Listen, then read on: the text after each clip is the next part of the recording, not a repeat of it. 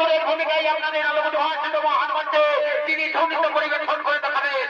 সে হল স্বর্গীয় দুর্যোগ মাদল সহ সম্প্রদায়ের পক্ষ থেকে বর্তমানে পুরুলিয়া জেলায় আলোড়ন সৃষ্টিকারী ১৭ বছরের কিশোর শিল্পী আকাশ সিং সরকার।